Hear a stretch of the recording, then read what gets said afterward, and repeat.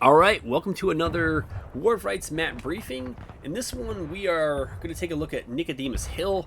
If you've played War of Rights even a little, you are probably familiar with this map. It invokes probably PTSD in anybody who has had to attack on this map.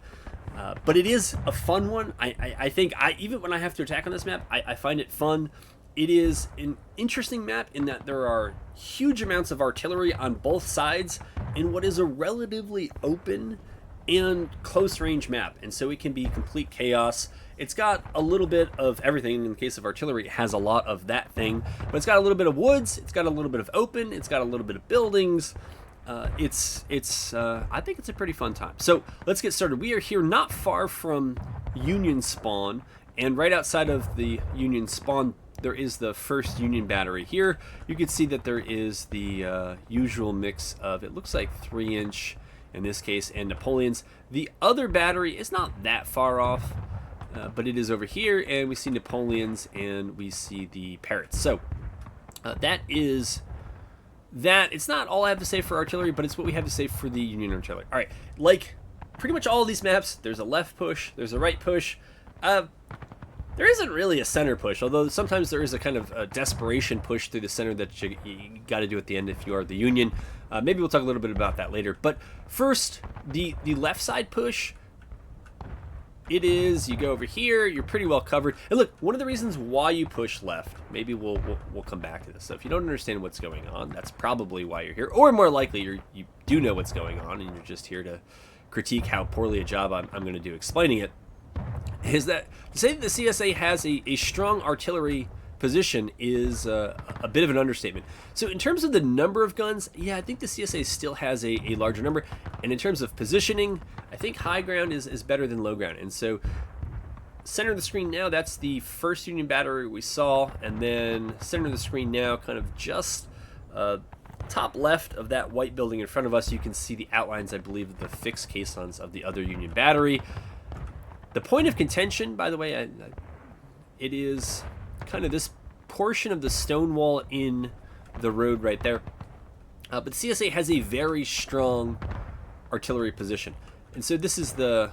I consider it all one battery. We'll take a look at the other one over there. But pretty much everything, as the CSA sees it, it's going to be the left 2/3, and for the Union, it's going to be the right 2/3, is open to CSA artillery fire. And it's down through a relatively open area. So that's why going in the woods, you can hit the woods from some positions that are up here. It is tricky, and so the relative cover is to go through the woods, although there are challenges with that. There is also this. So when I play Nico Hill CSA Arty, this is the battery. If I can get a gun over here, I will take. And yeah, you can now shoot down the fences. Now they're destructible, and you can roll the gun up to here. Why you do that, I don't know what it is you think you can hit here. I guess except for maybe spraying canister here, and maybe, if you don't have friendlies in front of you, maybe slamming some shots just over the wall and the fence here and trying to hit the area down here. Yeah, it does give you something you can do. But I think standing out in this field, right, when the Union come rolling up through here, if you're out and skirmishing out of line, you're probably a ticket liability. Anyways, this battery right here is very nice because one of the things the Union will do on the Union right side push, which we'll cover after we do the Union left side push, is that they'll try to embed themselves in the barn, in the houses, in the shack that's out there, and this gives you some angles that you don't have as easily from the other battery.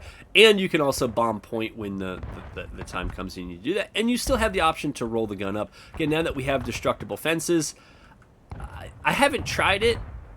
There's no reason why you couldn't, but the map boundary is just a little bit over here, and we're about to come back to this position. I mean, if you wanted to roll a gun all the way up here and spend a lot of time to get a canister gun here, you could, but I don't think it's going to be the strongest idea.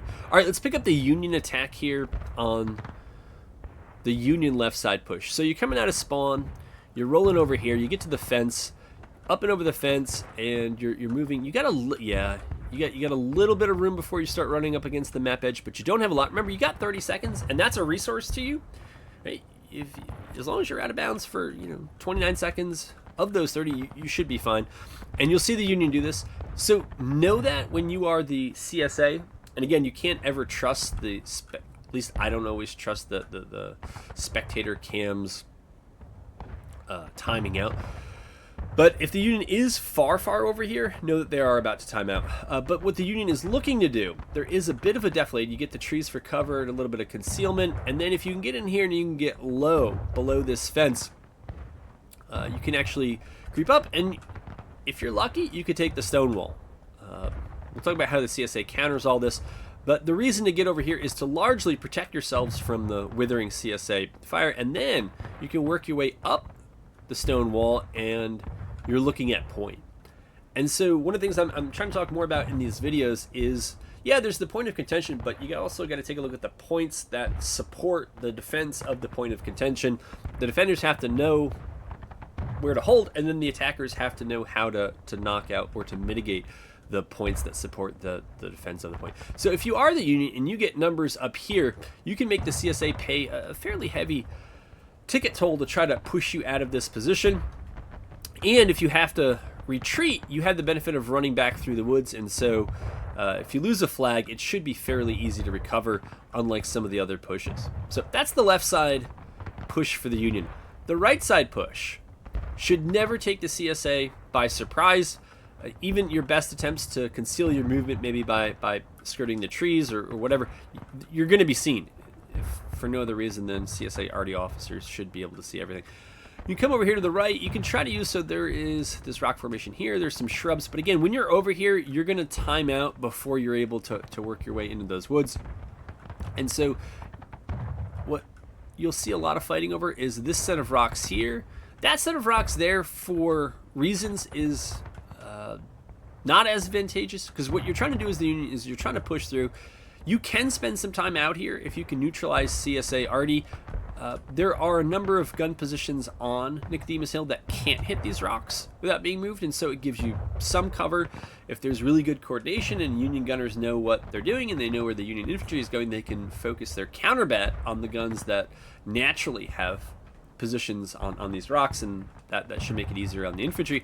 But the goal is usually to push up here, get through these fences, and then start using this White House to protect you from shots either from the stone wall on the point of contention side of things, trying to avoid artillery from up here. You push the orchard. The Union will also sometimes push all the way up to this barn because it gives them protection from the RD that is, most of the RD that is up there on Nicodemus Hill. And if the CSA want to shoot, then they'll frequently have to do it with soft cover, maybe no cover. It depends on if the Union holds that White House over there or not. So this is the kind of right side push. It also, as the Union, do not forget, you can get very close to CSA RD, the guns that are closest over here. And if the CSA isn't paying attention, you can run up, you can rock hop, and as long you'll use the timer, right? Because you got 30 seconds to get back once you start timing out. And I'm pretty sure in every playthrough I'm already timing out as the Union, but I have time. I can run up here, I can shoot. You can even have a group that really knows how to time things, run up and do a quick melee and then get out. Remember, it's CSA, they're defenders. The CSA naturally has a tickets disadvantage on this map, as well they should, because they have such a pretty dominant natural position that you can kill some guys out of line and in skirmishing, and then fall back to the cover of rocks to reset that timer, and also to get your loads and all that other stuff. If you got to fall back, there's a little bit of cover and concealment through the orchard, through the houses. If you're able to make it out to these rocks here, you should be okay, even if you lose your flag out here. And the CSA will usually have to come through the open to get you, and so that means they'll have to expend quite a few tickets if they want to wipe that. All right.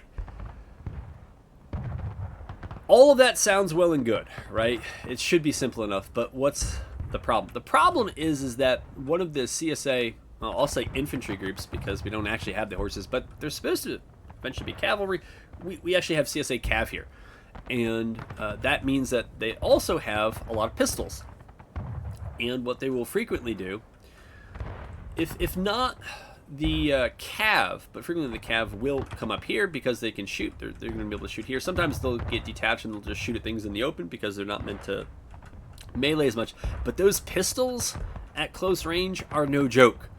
Yeah, when it comes to melee, that will, it is what it is. But the idea is that you win your melees actually by winning the shootouts and then having pretty much no one else to melee. But if you get some combined arms, you get folks in here. I believe, let me see, I just played this map a couple times in the last couple of weeks. I'm pretty sure it's a safe bet as the CSA that some company has 42s.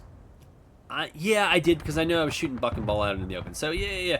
There are at least some 42s which are also going to be really good over here, right? 42s are good in the woods because a lot of the effective fighting is inside 100 yards, and then maybe a lot more of it's inside 50 yards, and that's where your buck and ball is going to shine. You only have to be close, and you should be able to get a hit.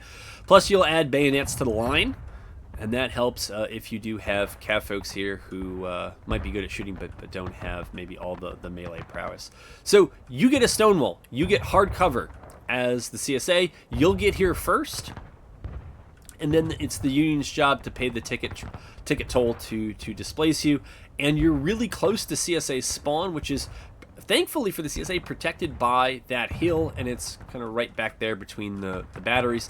And so if it ends up just being a trade where everybody's flag's knocked down or you can't spawn fast enough on flag, the CSA will usually win the foot race to supplement what the flags are doing. So if the CSA is coordinated, they should have at least enough folks up here, probably a roving company to support right or left, and then maybe something off on the left.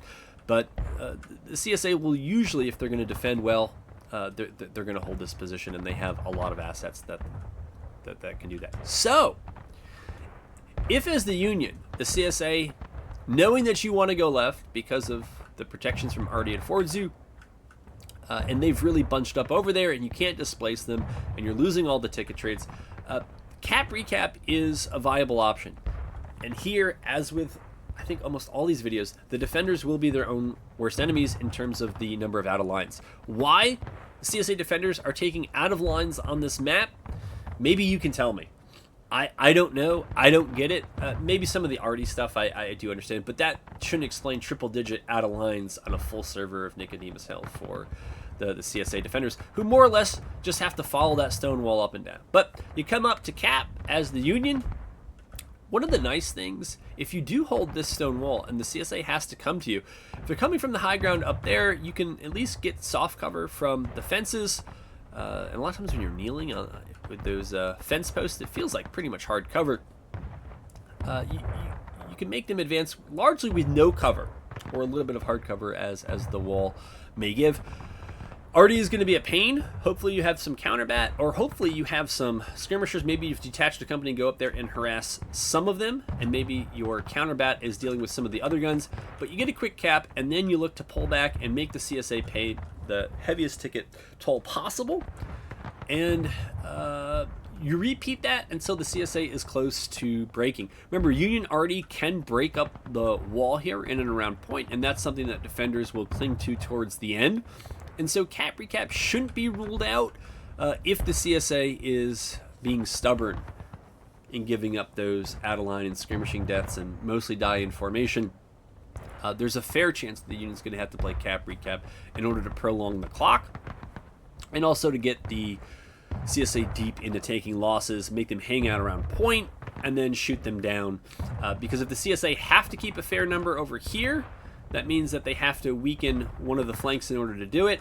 That means you can overwhelm that flank. I mean, one of the kind of hedge pushes, if you get, another reason why the Union left side is viable, you can push through the woods all the way up to that stone wall. You can also hedge.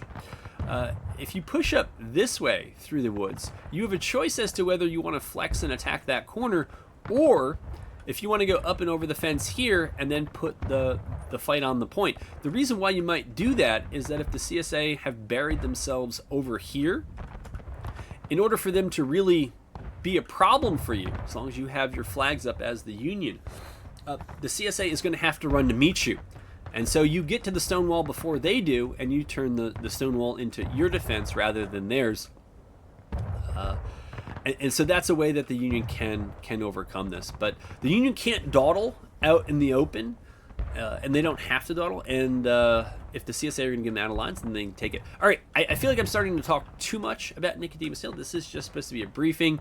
and so I'll try to keep it brief and rapid here. But it is an iconic map for those who have played War of Rights. It's a great map. I think it's a reasonably well balanced map, as long as both sides know what they're doing.